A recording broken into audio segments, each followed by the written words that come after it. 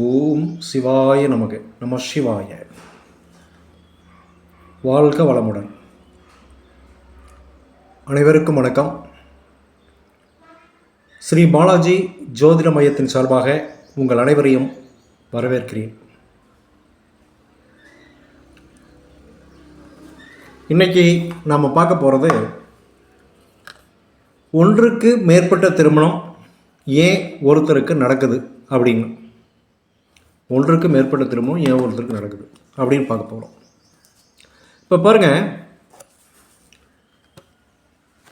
எந்த லக்னமாக இருந்தாலும் சரி, அது ஆணாக இருந்தாலும் சரி பெண்ணாக இருந்தாலும் சரி, ஜோதிட விதிகள் அதிகமாக பொய்யாகிறது இல்லை. சூழ்நிலைக்கும் இடத்துக்கு தகுந்த மாதிரி ஜோதிட விதிகள் வேலை செய்யுது. சரி, பொதுவாகவே எந்த லக்னமாக இருந்தாலும் திருமணத்தை கொடுக்கக்கூடியது 7வது இடம், 2வது இடம். இந்த 2 இடங்களும் ரொம்ப முக்கியம். அதுலேயும் இந்த 7வது இடம் ரொம்ப முக்கியம். அதுதான் ஆண் ஜாதகமாக இருந்தால் பெண்ணையும், பெண் ஜாதகமாக இருந்தால் ஆணையும் குறிக்கக்கூடிய இடம். ஆக அதனுடைய விதிகளை பற்றி இப்போ பார்க்கலாங்க. முதல் விதி, எந்த லக்னமாக இருந்தாலும் சரி 7வது வீட்டுக்கு அதிபதி 11 இருந்தால் ஒன்றுக்கு மேற்பட்ட திருமணம், 2வது திருமணம் அமையும் அப்படின்னு அர்த்தம்.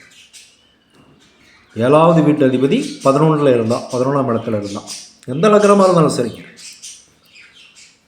2வது விதி, 7வது இடம் ரொம்ப வீக்காக இருந்து பலவீனமாக இருந்து 11ஆம் இடம் பலமாக இருந்தாலுமே அந்த இருதார அமைப்பு அமையும்.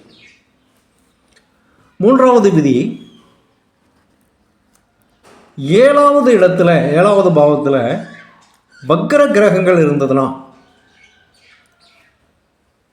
அவர்கள் பாவிகளாக இருந்ததுன்னா உறுதியாக 2வது திருமணத்திற்கு வழி வகுக்குது. முதல் திருமணம் தோல்வியில் தான் முடியுது.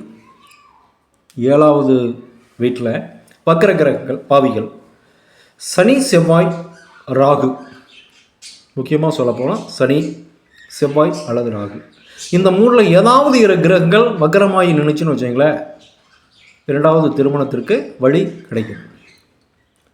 4வது விதி, 7வது வீட்டு அதிபதியோடு பாவிகள் நின்னாலுமே, அந்த மாதிரி பாவிகள்ங்கிறது இப்போ நான் சொன்ன மாதிரி சனி செவ்வாய் ராகு, இந்த மாதிரி இந்த பாவிகள் சேர்ந்து நின்னா இந்த திருமணத்திற்கு வழிவகுத்து. இங்கே நாம் கொடுக்கிற ஒரு ஜாதகத்தில் பாருங்களேன், இது ஒரு பெண் ஜாதகம்.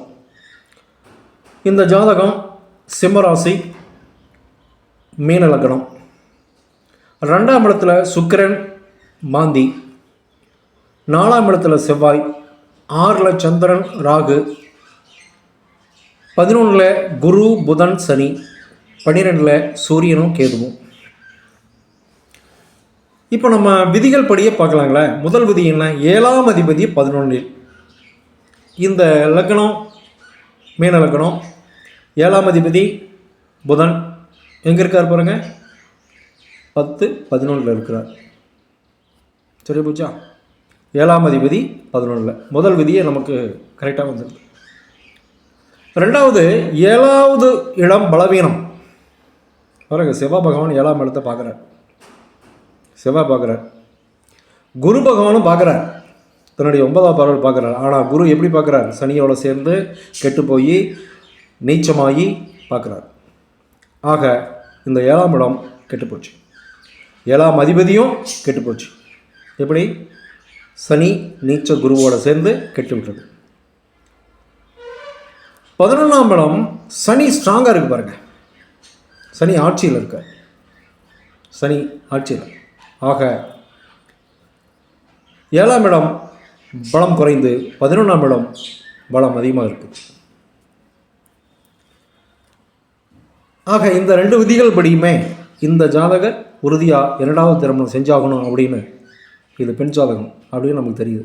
2வது கூடுதலாக இன்னும் சப்போர்ட் பண்ணுறதுக்கு என்ன கிரகங்கள் பாருங்களேன். தனுசு அல்லது மீன லக்னத்திற்கு வரக்கூடியாத ஒரு திசை சுக்கிர திசை. கெடுதல் செய்யக்கூடிய கிரகம் சுக்கிரன். அந்த சுக்கிரன் பாருங்கள் மாந்தியோடு சேர்ந்து குடும்பத்தில் இருக்கிறார், 2ஆம் இடத்துல குடும்பத்தில் இருக்கிறார். அப்போ குடும்பம் எப்படி இருக்கும்? குடும்பம் பிரிந்து தான் காணப்படும்.